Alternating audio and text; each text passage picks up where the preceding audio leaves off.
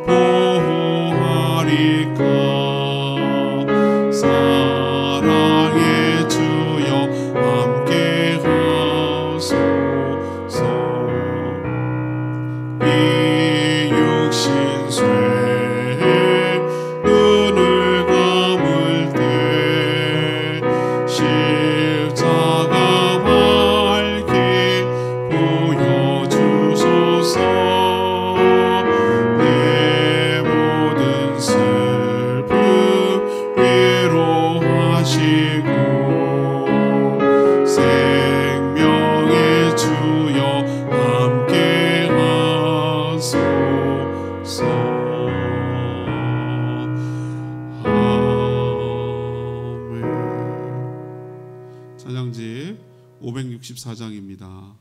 찬양지 564장 하나님께로 더 가까이 갑니다. 564장 부르겠습니다.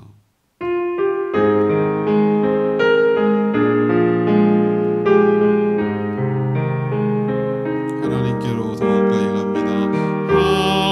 하나님께로 더 가까이 갑니다. 고통 가운데 계신 주님,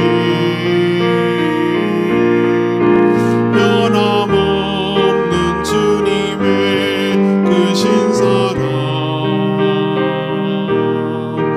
영원히 주님만을 섬기리. 다시 한번 부르겠습니다. 하나님께로 더 가까이, 하나님께로 더 가까이 갑니다. 고통 가운데 계신 주님, 변함없는 주님의 크신 사랑, 영원히 주님만을 섬기리.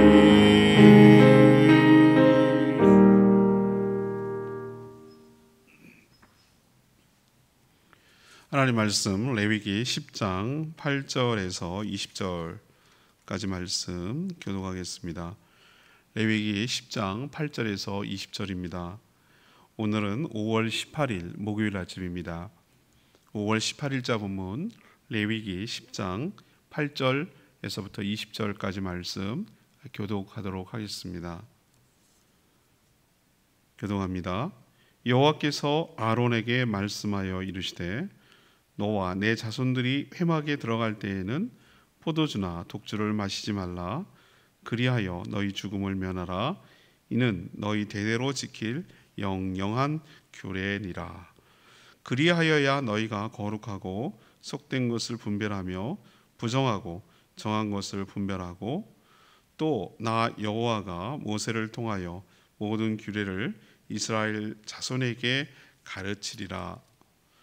모세가 아론과 그 남은 아들 엘르아살에게와 이다말에게 이르되 여호와께서 드린 화제물 중 소재에 남은 것은 지극히 거룩하니 너희는 그것을 취하여 누룩을 넣지 말고 제단 곁에서 먹되 이는 여호와의 화제물 중 내 소득과 내 아들들의 소득인즉 너희는 그것을 거룩한 곳에서 먹으라. 내가 명령을 받았느니라. 흔든 가슴과 들어올린 뒷다리는 너와 내 자녀가 너와 함께 정결한 곳에서 먹을지니 이는 이스라엘 자손의 화목제물 중에서 내 소득과 내 아들들의 소득으로 주신 것임이니라. 그 들어올린 뒷다리와 흔든 가슴을 화제물의 기름과 함께 가져다가 여호와 앞에 흔들어 요제를 삼을지니 이는 여호와의 명령대로 너와 내 자손의 영원한 소득이니라. 모세가 속죄제 드린 염소를 찾은즉 이미 불살랐는지라. 그가 아론의 남은 아들 엘르아살과 이다말에게 노하여 이르되 이 속죄제물은 지극히 거룩하거늘 너희가 어찌하여 거룩한 곳에서 먹지 아니하였느냐. 이는 너희로 회중의 죄를 담당하여 그들을 위하여 여호와 앞에 속죄하게 하려고 너희에게 주신 것이니라. 그 피는 성소에 들여오지 아니하는 것이었으니 그 제물은 너희가 내가 명령한 대로 거룩한 곳에서 먹었어야 했을 것이니라. 아론이 모세에게 이르되 오늘 그들이 그 속죄제와 번제를 여호와께 드렸어도 이런 일이 내게 임하였거늘 오늘 내가 속죄제물을 먹었더라면 여호와께서 어찌 좋게 여기셨으리요. 모세가 그 말을 듣고 좋게 여겼더라. 아멘. 모세는 제사장들이 준수해야 될 몇 가지 규례를 오늘 이야기를 하고 있습니다. 먼저 성막에 들어가서 직무를 수행할 때 포도주, 독주, 그러니까 술을 마시지 않도록 금주해야 했습니다. 왜 그런가?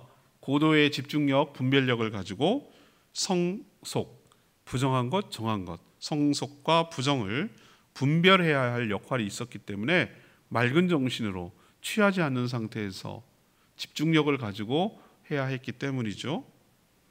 또 소재물에 남은 것과 요제, 거제로 드린 것은 바로 제사장 몫이었는데 이것을 제단 곁 거룩한 곳에서 먹으라는 규칙, 규정을 주셨습니다.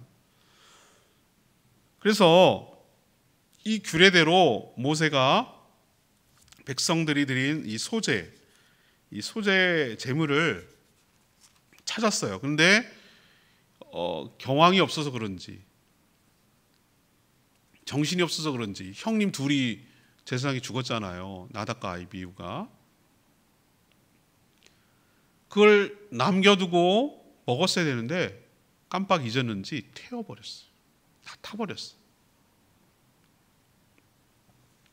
또 실수한 거죠. 처음이라서 그랬을 거예요. 아직 완전히 익숙하거나 정착되지 못한 흔적이 아직도 남아있어요. 큰일 났어요. 모세가 화를 냈어요. 얼마나 무서웠을까요? 왜? 나답 아비후 죽었잖아요. 다른 불로 분향하다가. 근데 이거 또 어긴 거잖아요. 어떻게 보면은 그렇게 하라고 했는데 얼마나 겁을 냈는지 몰라요. 그러자 아론이 얘기합니다. 우리가 번제와 속죄제를 이렇게 드렸어도 이런 두 아들이 죽는 험악한 일을 당했는데 이런 상황에서 밥이 넘어갑니까? 이거죠. 이것을 먹었더라면 하나님이 과연 좋게 생각하셨겠습니까? 라고 얘기하자 모세도 그것을 용납하고 수용합니다. 예를 들면 그 일종의 제사장들이 손해를 본 거잖아요. 속죄제물 남은 것을 먹을 수 있었는데 먹지 못한 거잖아요. 먹지 못할 것을 먹으면 문제가 되지만 먹을 권리가 있는데 그것을 실수했던, 망각했던, 잊어버렸던 그래서 다 태워버렸어요. 원래 태우면 안 되는데, 태우지 않고 남겨서 먹어야 되는데, 먹을 양식으로 삼아야 되는데 태워버렸으니까 먹을 게 없어진 거잖아요. 자기들이 손해니까. 아마 그것은 인지하고 넘어간 것 같아요. 아무튼 참 여러 가지 에피소드들이 어제 오늘 있었어요. 자, 그래서 오늘 질문은 이거예요. 주의 종이라면 이 명심해야 될 게 뭐냐? 근데 이거는 제사장만 해당되는 게 아니고 우리도 왕 같은 제사장이라고 말씀드렸잖아요. 모든 성도들이 오늘 말씀을 통해서 우리도 명심해야 될 게 있구나라는 것을 이 말씀을 통해서 깨달으셨으면 좋겠어요. 자, 첫 번째는 8절에서 11절까지 말씀입니다. 분별력을 유지해야 된다. 분별력을 유지해야 된다. 이것을 우리에게 가르쳐주고 있어요. 하나님은 모세를 통해 제사장들이 명심해야 할 규례, 규칙, 매뉴얼 이것들을 지금 전달하고 있는데 오늘 처음으로 언급되는 얘기가 성막에 들어간다는 얘기는 공적으로 제사장으로서 직무를 수행한다는 얘기예요. 예를 들면 가장 많이 하는 게 뭐겠어요? 제사를 드리는 것을 제사장과 협업을 통해서 제사가 온전히 드려질 수 있도록 하는 모든 일들을 주관해야 돼. 주관을 해야 되잖아요. 재도 치워야 되고요, 분향도 해야 되고요, 떡도 교체해야 되고요, 불도 켜야 되고요. 할 일 정말 많아요. 이게 생각해 보세요. 또 뭐 제사 드리는 사람이 어떤 사람이 올지 모르는데 그 모든 것들을 하루에 다 소화하려면은 하루 종일 분주하고 굉장히 바쁠 거예요. 한 번도 빈틈이나 쉴 시간이 없었을 거예요. 그래서 들어갈 때, 이 성막에 직무를 하게 들어갈 때는 포도주, 독주를 마시지 말라고 시다를 했어요. 술을 먹지 말라 이렇게 얘기하면 되는데 왜 포도주, 독주 이렇게 구분을 했을까요? 우리 문화랑 좀 달라요. 우리도 그 얘기하잖아요. 뭐 독일 같은데 이런 데 가면은 물이 석회질이에요. 뭐 저기 이스라엘도 마찬가지. 석회질 아시죠? 석회질을 갖다 그냥 맹물로 먹으면은 큰일 나요. 우리 들어가가지고 신장 다 망가뜨리고 코끼리 발처럼 발부터 이렇게 부어요. 걸러 먹어야 되거든요. 걸러 먹을 방법이 뭐냐? 술 담그는 게 가장 현명했어요. 그러면 찌꺼기와 함께 석회질이 다 가라앉고 그 위에 있는 물만 먹는 거예요. 그러니까 여기서 우리는 포도주라고 하면 술은 술이 물론 술이에요. 아무래도 발효가 되니까. 그러나 안전하게 물을 먹기 위한 하나의 방법이었어요. 우리가 생각하는 술 이런 개념이 아니에요. 그래서 독일 이쪽에 넘어가면 맥주가 아주 자연스럽고 뭐 이태리나 이쪽으로 가면은 프랑스나 이런 데 가면은 포도주 와인이 아주 자연스럽게 된 것은 물도 물론 요즘은 물이 굉장히 정제수가 나오고 뭐 천연수가 나와서 그것이 상관없어졌지만 옛날엔 그런 방법이 없으니까 이렇게 대용을 했단 말이에요.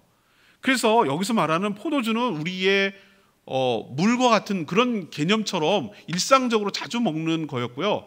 그거와 구별짓기 위해서 독주라고 말하는 건 우리처럼 뭐 소주나 뭐 굉장히 독한 증류주나 뭐 발효주나 이것을 진짜 취하기 위해서 먹는 거. 포도주도 물론 취하죠. 그 둘을 구분하기 위해서 그런데 아무튼 포도주건 독주건 알코올이 들어가는 것은 마시지 말라. 마신 상태에서 직무의 성막에 들어가지 마라. 이 얘기는 성막에 들어간다는 건 제사장으로 공적인 그 직무를 수행하는 거니까 공적인 업무를 수행할 때는 술은 입에도 대지 마라 라고 딱 했어요. 그걸 한 번만이 아니고 제사장으로서 이것은 영원히 계속해서 지켜야 할 규례다. 너희들 만약에 이거 어기면 죽을 수도 있다라고 경고까지 했어요. 왜 이렇게 엄격하죠? 제가 말씀드렸잖아요. 포도주의 개념은 우리의 그런 개념이 아니라고. 그냥 일상적인 물의 개념이라고. 그런데 그 뒤에 말이 중요하잖아요. 제사장이 해야 될 일 중에 굉장히 중요한 게 뭐냐면 분별하는 거예요. 판별하는 거. 거룩하고 속된 것, 그리고 부정한 것, 정결한 것. 이 두 가지를 잘 분별해서 백성들에게 확인시켜주고 확정시켜주고 선포하고 이렇게 해야 될 책임이 있거든요. 백성들이 이것을 알려줘야 될, 가르쳐야 될 책임이 있기 때문에 그래요. 그래서 술이 한 방울이라도 취한 상태에서 술기운이 남아있는 상태에서 이런 일을 하면 안 돼요. 고도의 집중력을 가지고 어떤 분별력을 유지해도 될까 말까 한데 그게 쉽지 않은 일인데 이렇게 취해가지고 이런 상태에서 이런 일을 한다는 것은 있을 수 없기 때문에 아예 그냥 딱 명시해서 엄격하게 금주라고 하나님께서 이렇게 해놓은 거예요. 하나님께 바치면 거룩한 것이 되고요. 그 밖의 것은 속된 것이 돼요. 또 시신 같은 거 부정한 것을 만지면 부정하게 되고요. 부정한 것을 또 접촉하게 되면 이게 부정하게 되는 거예요. 정결 과정을 거쳐야 다시 정한 것이 되는 거거든요. 이런 과정을 고도의 집중력을 가지고 해야 제사장도 살고 백성들도 거룩하게 살 수 있기 때문에 이 일을 하는 시금석이 되는, 우리로 치면 뭐 코로나 할 때 이게 딱 그 떨어뜨리면 줄이 몇 개예요, 몇 개, 이걸 알아야, 판별을 해야 빨리 어떻게 조치를 할 거 아니에요. 그런 것처럼 제사장이 그 역할을 해야 되기 때문에 고도의 집중력을 갖고 살아야 된다는 것이죠. 우리는 이렇게 생각할 수 있어요. 아, 우리가 뭐 제사장이야? 뭐 그렇게. 아니에요. 제가 왕 같은 제사장이라고 말씀드렸잖아요. 우리는 이렇게 말하는 사람 되게 많습니다. 아니, 서양에서는 목사님들 술도 잘 마시더라. 뭐 아까도 말했지만 유럽에서는 다 그게 뭐 그냥 맥주가 그냥 음료수라고 치지, 뭐 와인이 그냥 반주로 한 잔 한 거지. 내가 막 술 막 곤드레 만드레 취해가지고 막 길거리에 쓰러지고 이렇게 해서 먹는 건 아니지 않습니까? 문화 아닙니까? 문화. 이렇게 말하는데 저는 그렇게 받아들여지지 않아요. 한 방울 마시면 한 방울 취하는 거예요. 오늘 분명히 얘기했잖아요. 독주와 포도주를 왜 따로 했겠냐고요. 그냥 술이라고 통칭을 치지 왜 술, 포도주, 독주 이렇게 구분했겠냐고요. 아주 엄격했어요. 아주 엄격했어요. 우리가 고도의 집중력을 가지고 살아야 돼요. 뭔가 나를 취하게 하는 거 안 돼요. 나를 어떻게 중독하게 하는 건 안 돼요. 내가 사리 분별을 못하게 하는 거 안 돼요. 뭐가 됐든 간에 그게 술 역할을 하는 거라면 안 된단 말이에요. 내가 정신을 산란하게 하고 정신을 집중하지 못하게 하고 세상의 것들과 거룩한 것과 거룩하지 못한 것을 구별하지 못하게 만들고 내 생각과 시간을 빼앗아 버리고 내 사리 판단을 빼앗아 버리고 오판하게 만들고 내 가치관을 흔들어 버리고 이렇게 하는 것, 그것이 뭐가 됐든 간에 그게 바로 포도주고 독주예요. 그런 상태에서는 우리가 세상에서 분별을 못해요. 분별력을 잃어버려요. 분별력을 잃어버리는 순간 난 죽는 거예요.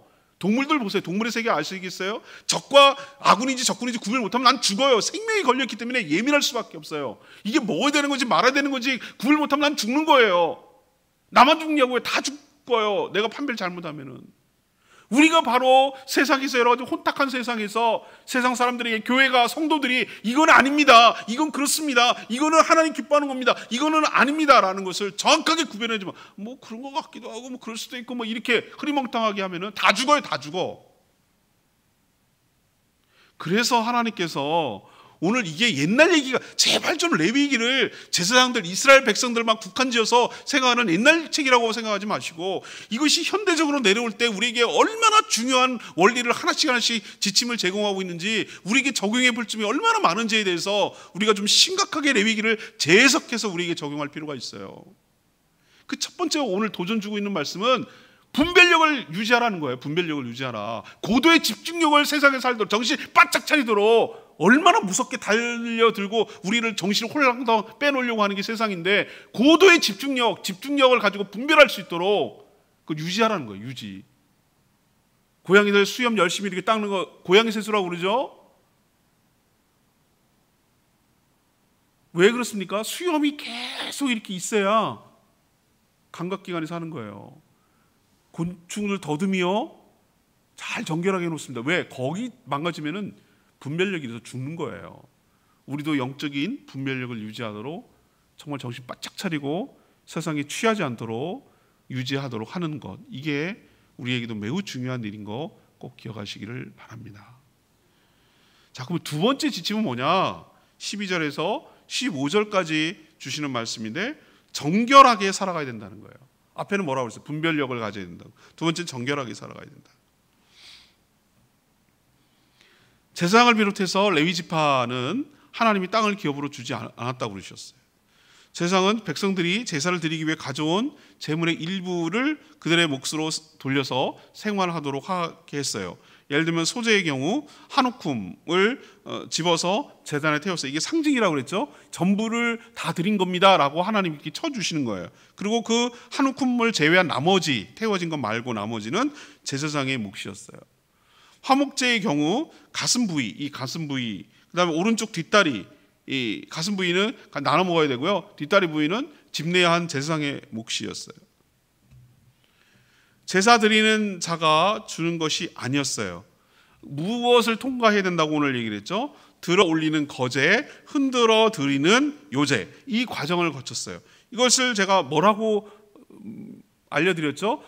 들어서 하나님께 드립니다. 하나님 받았습니다. 그래서 하나님이 다시 너에게 주노라, 이렇게 한 거예요. 근데 의미 달라요. 줬다고 쳐요, 이러면 안 된단 말이에요. 하나님께 드린 거예요. 행위를 생략하면 안 돼요. 자, 거제는 그렇고, 요제는 앞으로 드렸다가 받는 거예요. 하나님께 드렸습니다. 하나님이 다시 우리에게 주십니다. 우리도 부모님께 용돈 드렸습니다. 부모님이 필요한 자에게 누구, 손주에게 줬습니다. 드렸습니다. 내 자식한테 줬습니다. 그러면 내 자식한테 그냥 주면 되죠. 그러면 안 돼요. 먼저 드리고 그 다음에 그것을 부모님이 알아서 주는 거예요. 그런 원리를 취하는 거예요. 그러니까 하나님께 다 드리고 하나님이 제사장들에게 주는 거예요. 그러니까 여러분, 내가 주는 거야, 이렇게 말하면 안 된다고 제가 말씀을 드렸잖아요. 그렇지만 그렇게 받은 거 제사장들이 명심해야 될 게 또 오늘 지침이 나오는데, 이렇게 받은 것을 아무데나 함부로 먹어서는 안 돼요. 정해져 있어요. 제단 곁 거룩한 곳에서 먹어야 한다라고 말씀하셨어요. 사람 심리가 묘하죠. 이거 받은 거 있잖아요. 지겹잖아요. 그리고 이걸 환금하고 싶잖아요. 그러니까 돈을 받고 싶은 마음이 있단 말이에요. 그래가지고 이거 먹고 뭐 자기가 좀 먹고 가가 시장에 갔다가 팔고, 그래갖고 다른 거 사 먹고 뭐 다른 것도 먹고 싶고 뭐도 먹고 싶고 이렇게 하고 싶은 게 심리가 있어요, 사람이. 근데 제단 곁 거룩한 곳에서 먹을 것, 왜 그럴까요? 하나님께 받은 것을 함부로 사용해서 되는 게 아니다. 그래서는 안 된다라는 것을 우리에게 보여줘요. 우리는 내 거니까 내 마음대로 해도 된다는 생각이 있는데 그게 아니라는 거예요. 하나님 거예요. 하나님이 것이고요. 하나님이 주신 것이에요. 하나님께 받은 은혜, 하나님께 받은 축복을 함부로 죄 짓는 일에 사용해서는 안 돼요. 내 거니까 내 마음대로 써서는 안 돼요. 아니요. 하나님 거예요.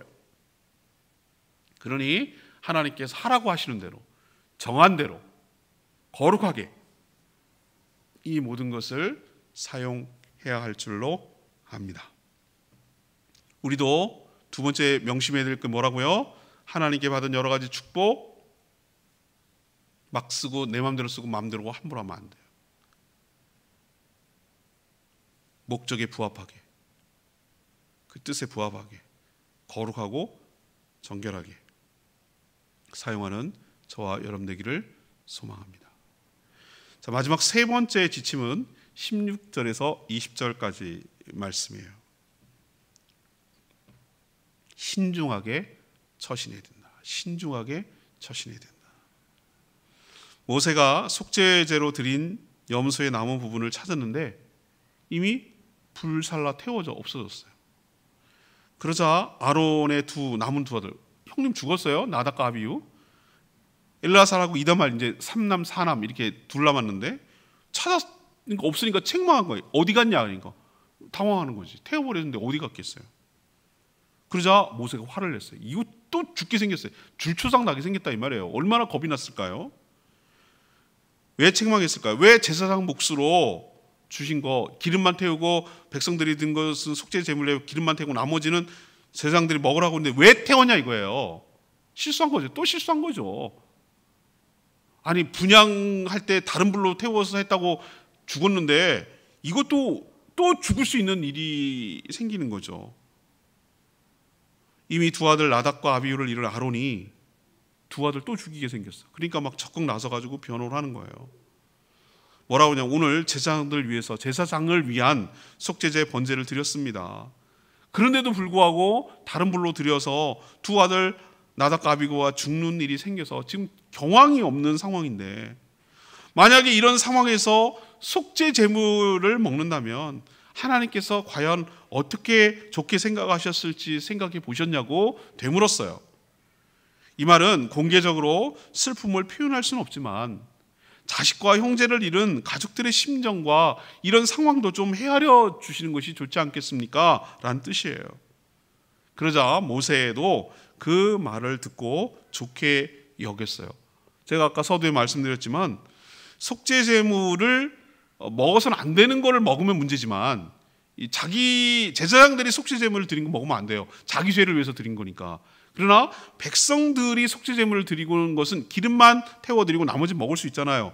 근데 안 먹은 거예요. 깜빡한 거지. 경황이 없으니까 그냥 다 태워버린 거예요. 잊어버리고. 자기가 먹은 것을 자기가 태워버렸으니 손해잖아요. 먹을 게 없어진 거잖아요. 예, 요거는 자기가 손해를 본 거니까 문제가 되지 않지만 다른 불은 하나님의 명령을 정면으로 어기고 하나님 우습게 여긴 거니까 문제가 됐던 거예요. 이처럼 제사장은 이런 실수를 얼마나 많이 하는지 몰라요. 우리도 완벽할 수는 없어요. 우리도 얼마나 허물과 죄가 많은지 몰라요. 우리도 많이 실수하며 살아요. 그렇지만 그렇지 않도록 늘 매사에 항상 심사숙고하고 그 다음에 신중하고 그렇게 조심스럽게 주의 일을 해나가는 저와 여러분 되기를 소망합니다. 오늘 저는 레마의 말씀 9절에 있는 말씀, 아까 술 마시지 말라는 얘기를 좀 더 강조하고 싶어서 이 말씀은 꼭 명심했으면 좋겠어요. 포도주와 독주를 마시지 말라. 그리하여 너희 죽음을 면하라. 이는 너희 대대로 지킬 영영한 규례니라. 금주는 제사장이 성막에 들어갈 때만 지켜야 될 규례가일까라는 생각이 들어요. 전 그렇지 않다고 봐요. 모든 성도는 다 왕같은 제사장들이라고 봅니다. 하나님이 금주를 명령한 것은 명확한 이유가 있어요. 그 뒤에 나온 말이 나오잖아요.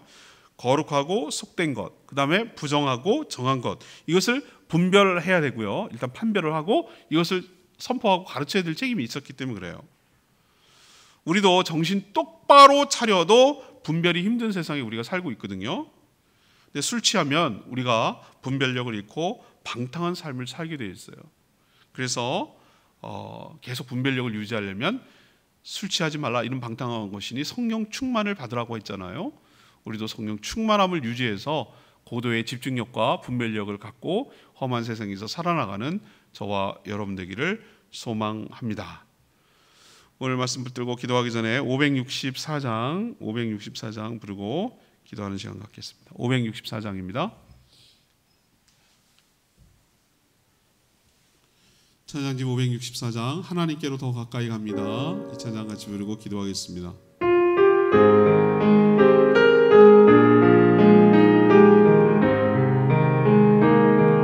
하나님께로 더 가까이, 하나님께로 더 가까이 갑니다. 고통 가운데 계신 주님, 변함없는 주님의 크신 사랑, 영원히 주님만이 섬기리. 오늘 말씀 통해서 여러분 어떤 생각이 드세요? 이야, 이거 정신 똑바로 차리고 살아야 되겠는데? 맞아요. 여러분 제발, 이 술은 문화 아니에요? 그럴 수 있죠. 그 말에 속지 마세요. 우리는 일상이 곧 거룩한 일이에요. 항상 세상에서 분별하며 고도의 집중력을 가지고 판단하며 살아야 될 사람이에요. 얼마나 우리의 생각을 앗아가고 우리를 혼란스럽게 하는지 몰라요. 정신 똑바로 차려도 제대로 살까 말까 한 세상에 살고 있는데 뭔가에 취해서 해롱해롱하면 안 돼요. 그리고 책임감을 가지고 또 마땅히 해야 될 여러 가지 일들을 감당하고 신중하게 거룩하게 하기 위해서 고도의 집중력이 필요합니다. 오늘 제사장의 내린 지침 우리도 해당된다는 거 기억하시고 하나님 그렇게 살게 해달라고 주여 외치며 기도하겠습니다. 주여 하나님, 하나님께로 더 가까이 갑니다. 고통 가운데 계신 주님, 변함없는 주님의 크신 사랑, 영원히 주님만이